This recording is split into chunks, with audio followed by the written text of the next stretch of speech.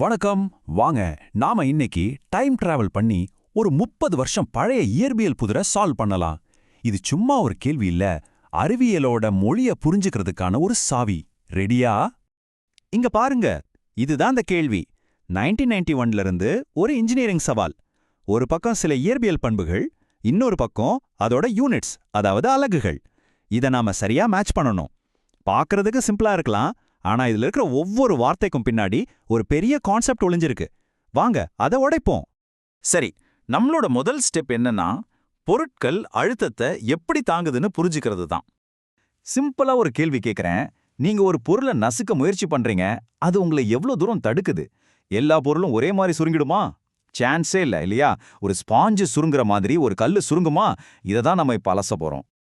அறிவியல்ல இதுக்கு ஒரு பேர் இருக்கு. அதுதான் பரும குணகம், அல்லது இங்கிலீஷ்ல பல்க் மாடுலஸ். சிம்பிளா சொல்லணும்னா, ஒரு பொருளை எல்லா பக்கத்துல இருந்தும் ஒரே மாதிரி அழுத்துனா அது உடையாம எவ்வளவு ஸ்ட்ராங்கா நிக்குதுன்னு சொல்ற ஒரு அளவீடு தான் இது. யோசிச்சு பாருங்க, ஒரு பாலம் கட்டுறோம்னா அதுல யூஸ் பண்ற ஸ்டீலுக்கு இந்த பல்க் மாடுலஸ் ரொம்ப ரொம்ப அதிகமா இருக்கணும். அப்பதானே அது அவ்வளோ வண்டிகளோட வெயிட்டை தாங்கும்.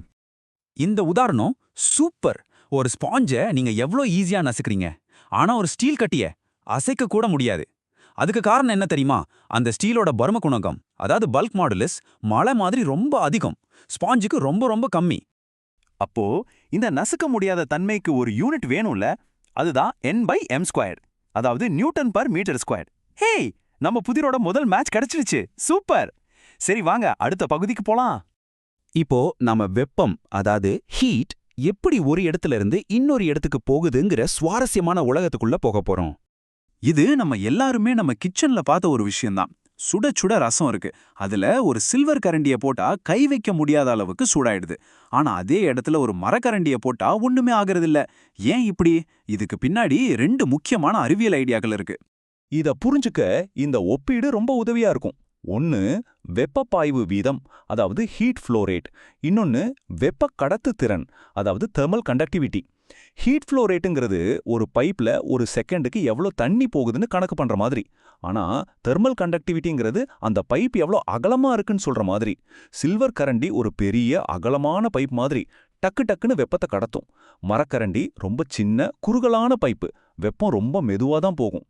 அப்போ ஒரு செகண்டுக்கு எவ்வளவு வெப்பம் பாயுதுன்னு சொல்றோமே, அதுக்கு ஒரு யூனிட் வேணும் இல்லையா? அதுதான் வாட்ஸ். W. நம்ம புதிரோட அடுத்த ஆன்சர் ரெடி.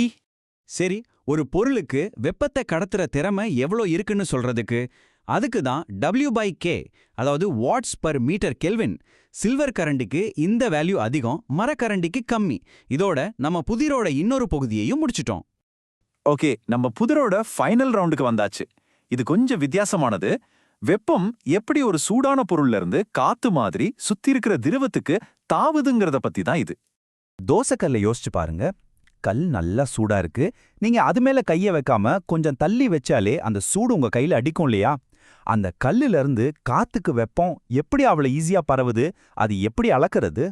இதுக்கு பேரு தான் வெப்ப பரிமாற்ற குணகம், அதாவது ஹீட் டிரான்ஸ்ஃபர் கோஎஃபிஷியன்ட். சிம்பிளா சொன்னா, சூடா இருக்கிற ஒரு திடப்பொருள்ல இருந்து அதை சுத்தி இருக்கிற காத்துக்கோ இல்ல தண்ணிக்கோ வெப்பம் எவ்வளோ வேகமா கைமாகுதுங்கிறத சொல்றதுதான் இது.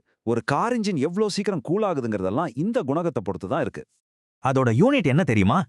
W/m²K, watts per metre square kelvin. அவ்வளவுதான், நம்ம புதிரோட கடைசி துப்பம் கிடைச்சாச்சு. அற்புதம். 1991ல இருந்து இருந்த இந்த புதிரை உடைக்க தேவையான எல்லா சாவிகளும் இப்போ நம்ம கையில இருக்கு. வாங்க இப்ப எல்லாத்தையும் ஒன்னா சேர்த்து சரியான பொருத்தத்தை கண்டுபிடிப்போம். இதோ பாருங்க, இதான் சரியான பொருத்தம்.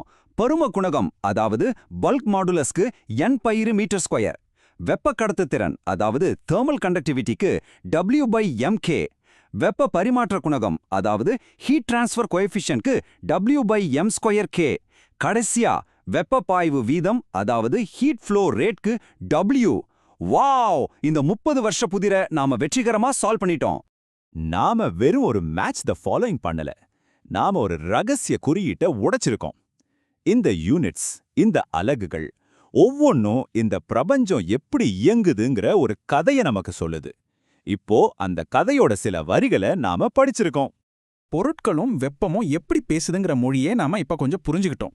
ஆனா யோசிச்சு பாருங்க, இதே மாதிரி நம்ம கண்ணுக்கு தெரியாம ஆனா நம்ம உலகத்தை ஒவ்வொரு நொடியும் இயக்கிக்கிட்டு இருக்கிற வேற என்ன மர்மமான சக்திகள் இருக்கலாம்? அடுத்த முறை யோசிச்சு பாருங்க.